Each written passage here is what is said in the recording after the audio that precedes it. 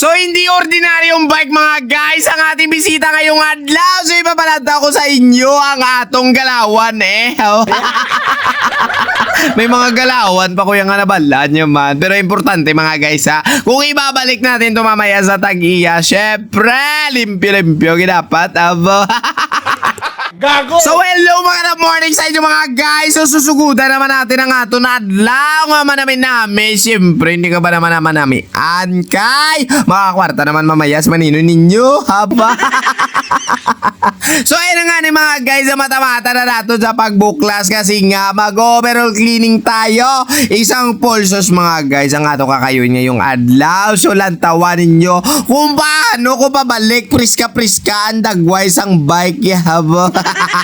Subo nga na, no?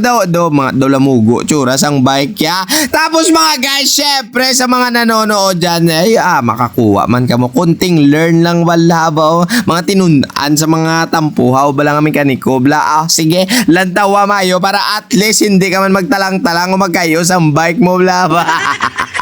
So ito na nga ni mga guys sa baklasa nato na mga gulong-gulong na palo sa mga biring-biring ito na maghugas na tayo na kadyang frame set mga guys. Sasabunan talaga natin ang gusto yan. Si Buya Lublak galera na sabon-sabon. So magbibideo lang tayo para hindi tayo mag-agsikat sa mga kike.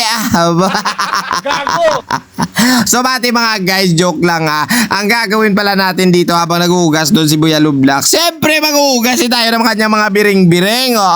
Kailangan mga guys isa-isa tagid na mga silyo ya, spring ya baw, isa-isa tagid na pati mga biring-biring, limpyo tagid hukson tagid ang iyang mga kike para at least makita nyo ba lang pagpalangga ko sa bike nyo. So nakita nyo na baw ate amat-amaton ta kay kabalo ko gapanilag ka ngayon di puta ka. Wow! So dahil nga naglagay na tayo mga guys mga papadanlo, gagamit tayo ng special tools and then hindi natin kakalimutan mga guys ang tamang paghigpit ng inyong mga pisa-pisa para at least hindi masibla magkalaguba.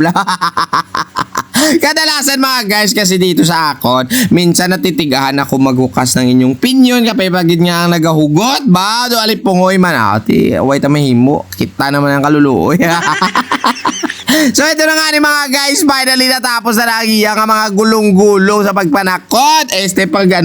Paglimpyo, dito naman tayo mga guys, magbabalik tayo ng kanyang bottom bracket. Tamang higpit rin mga guys. And hindi na itong kalimutan ang mga thread niya na bala. Butangan mo gid papadanlog para at least kung maghukas na sa sunod, hindi tayo mabubudlayan, di bala? So ito na nga ni mga guys, magulo na tayo ng kanyang mga gulong-gulong para at least makita ninyo ang dagwaya karon. Pero bago yan, siyempre ang parts gali hindi ko nalipat tanda nagbutang ko na papadanlog para at least nami sa pareha sinibala haba dami.